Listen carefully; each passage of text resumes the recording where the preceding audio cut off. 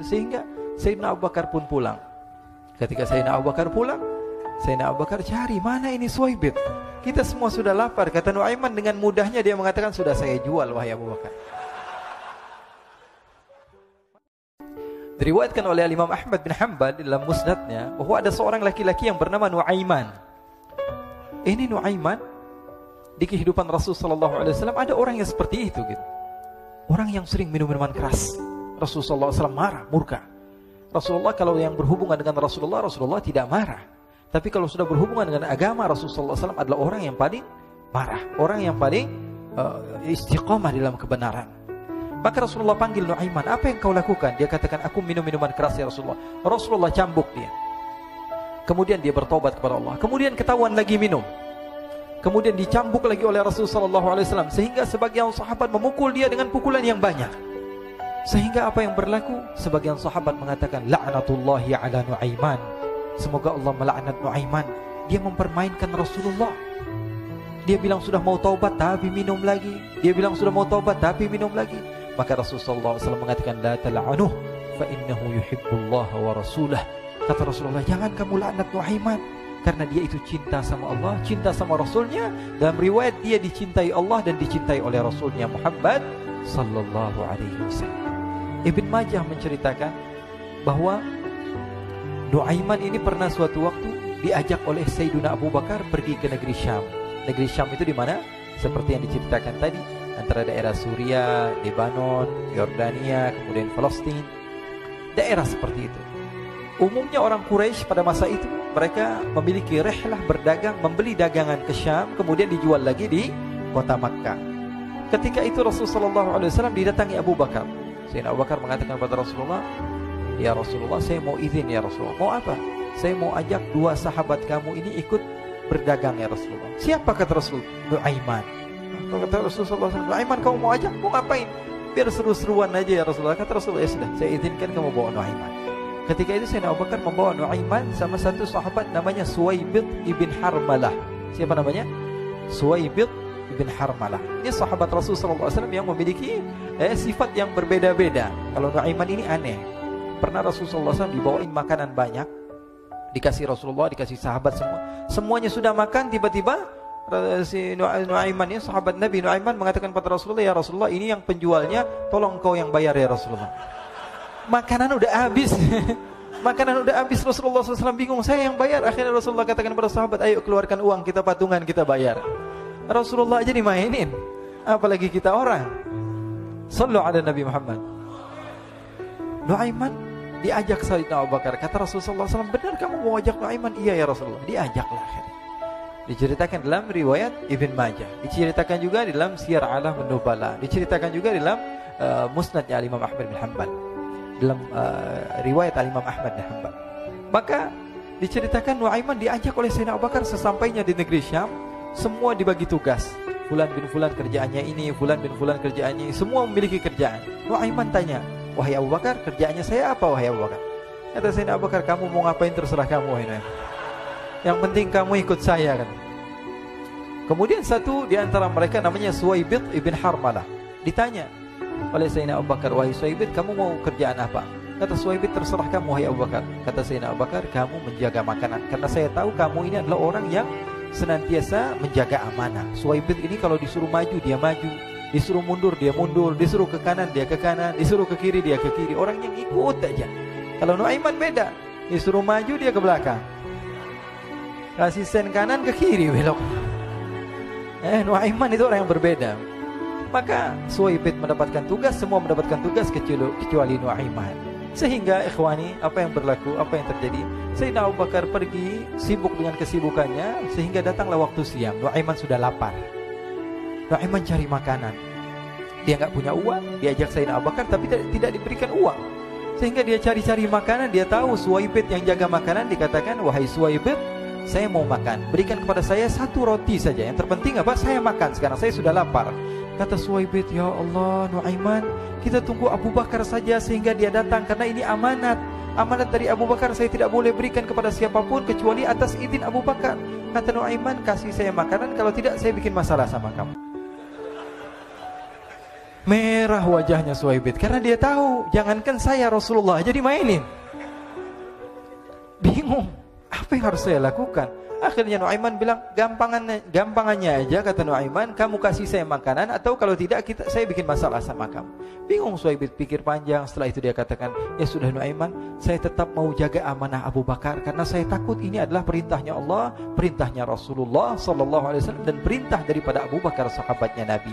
Kata Nuaiman, kalau memang begitu kamu maunya, ya sudah, berarti kamu ngajakin berantem sama saya. Nuaiman pergi ke pasar. Dia cari-cari tempat penjualan hamba sahaya.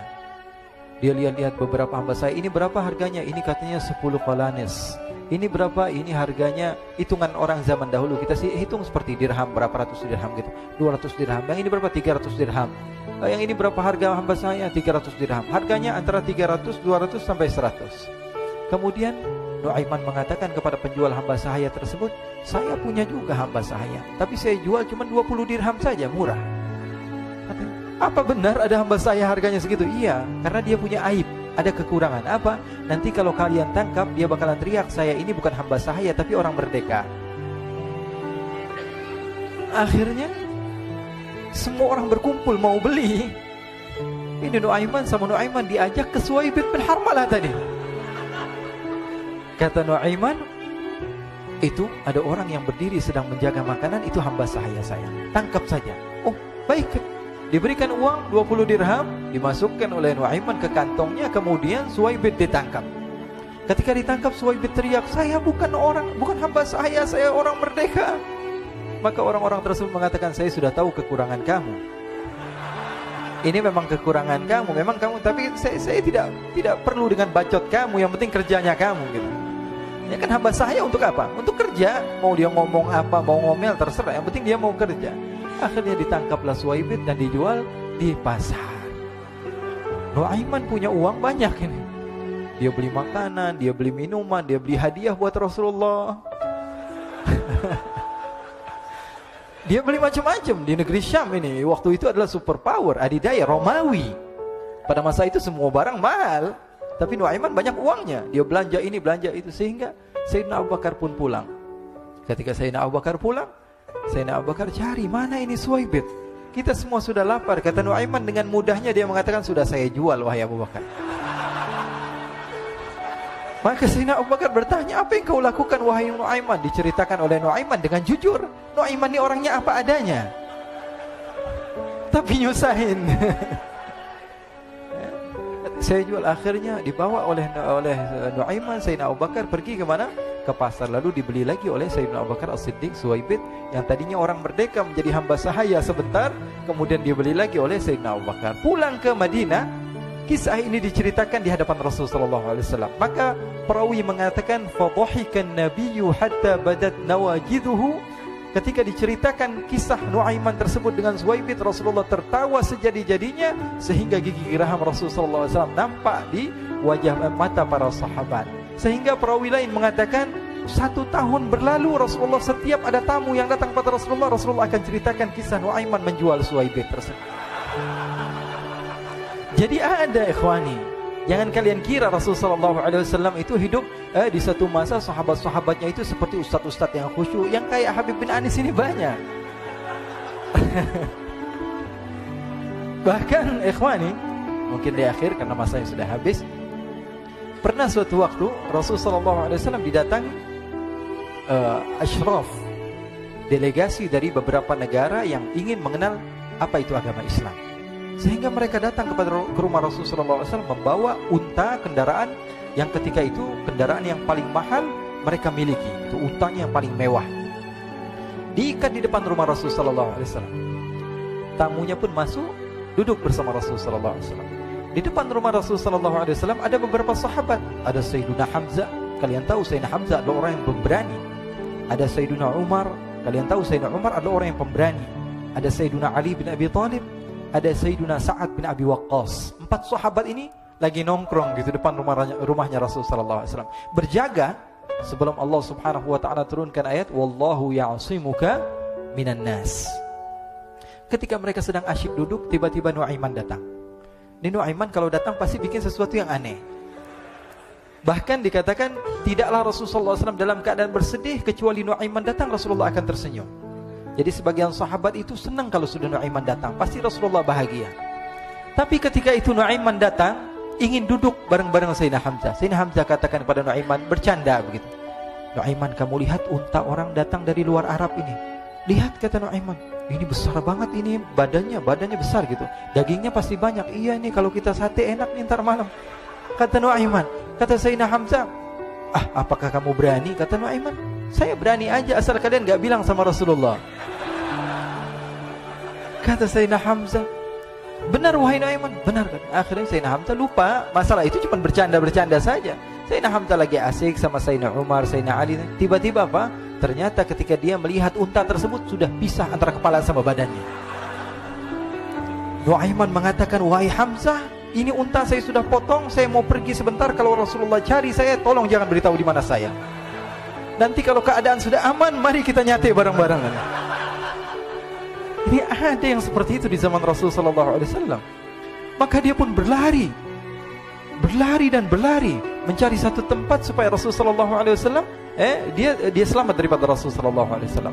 Sehingga Sayyidina Hamzah bingung, ini kalau Rasulullah keluar gimana? Ada Hamzah Asadullah, ada Ali bin Abi Thalib, ada Umar, gak bisa jaga kendaraannya, tamunya Rasulullah sallallahu alaihi wasallam. Akhirnya benar apa yang terjadi, ikhwani. Rasulullah sallallahu alaihi wasallam tamunya mau pulang. Ketika dia buka pintu, tamu melihat apa? Untanya sudah begitu.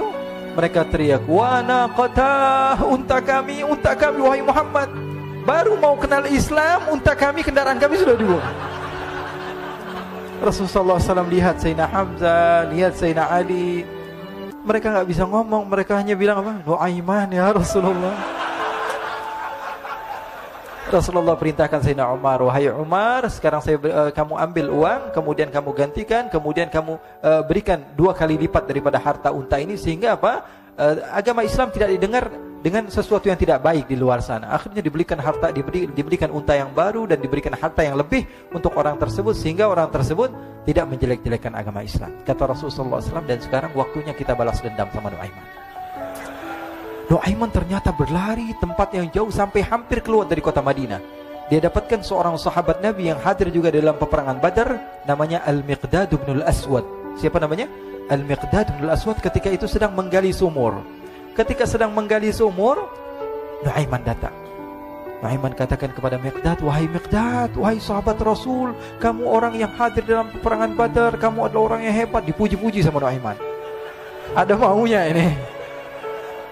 Akhirnya dia bilang, wahai Miqdad, tolong saya. Kenapa wahai Nuaiman, kamu ini kekasihnya Rasulullah, orang yang disayang sama Rasulullah. Kenapa? Saya ini sedang dikejar-kejar orang jahat. Tolong selamatkan saya pengen masuk ke dalam sumur, boleh atau tidak? Kata Miqdad, siapa yang mengejar kamu? Pokoknya saya dikejar sama orang-orang. Kamu mau atau tidak selamatkan saya? Ya sudah, selagi kamu itu adalah sahabat Nabi, silahkan kamu masuk. Masuk akhirnya Nuaiman ke dalam sumur tersebut. Lalu Nuaiman mengatakan, wahai Miqdad, dia keluar lagi. Nanti kalau ada yang cari saya, tolong jangan beritahu saya di dalam sumur ya. Kata Miqdad, baiklah. Kata Nuaiman, siapapun yang bertanya tentang saya, kamu tidak akan kasih tahu. Iya, kata. Walaupun Rasulullah yang tanya saya. Katanya, enggak mungkin Rasulullah datang ke tempat sejauh ini. Iya, walaupun Rasulullah. Akhirnya masuk Nuaiman. Setelah beberapa menit, Rasulullah dan rombongan benar datang. Miqdad bingung ini. Ini kenapa Rasulullah datang ke RW kami ini? Ada apa ini Rasulullah sampai sejauh ini? Ditanya, ya Rasulullah, ada apa ya Rasulullah? Kata Rasulullah, saya cari Nuaiman. Di mana Nuaiman? Innalillah, kata Miqdad. Enggak dijawab ini Rasulullah. Kalau dijawab saya ingkar janji. Akhirnya apa dia katakan? Wahai Rasulullah, mata saya tidak memandang kepada Nuaiman, tapi tangannya nunjuk ke dalam sumur. Sahabat. Apa dia bilang? Mata saya tidak melihat kepada Nuaiman, tapi tangannya nunjuk ke sumur. Akhirnya dibuka sama Rasulullah, Nuaiman muncul. Kata Rasulullah, Nuaiman, kamu bikin malu saya, wahai Nuaiman. Ya Rasulullah, yang bersalah bukan saya, tapi orang yang mencari saya bersama kamu ya Rasulullah. Akhirnya Rasulullah nengok siapa, ternyata Nuaiman sudah lari kabur. Sallu ala Nabi Muhammad. Kisah-kisah seperti ini sebenarnya banyak sekali, ya. Ini menunjukkan kepada kita bahwa kehidupan Rasulullah itu begitu indah. Rasulullah SAW, kalau kamu mau menjadi orang yang baik, contoh Rasulullah. Mau menjadi bapak yang baik, contoh Rasulullah. Mau menjadi pemimpin peperangan yang baik, Rasulullah. Mau menjadi murid yang terbaik, contoh Rasulullah. Bagaimana akhlak Rasulullah. Mau menjadi suami yang baik, contoh Rasulullah. Dalam segala hal, apapun itu, Rasulullah SAW adalah makhluk yang paling terbaik.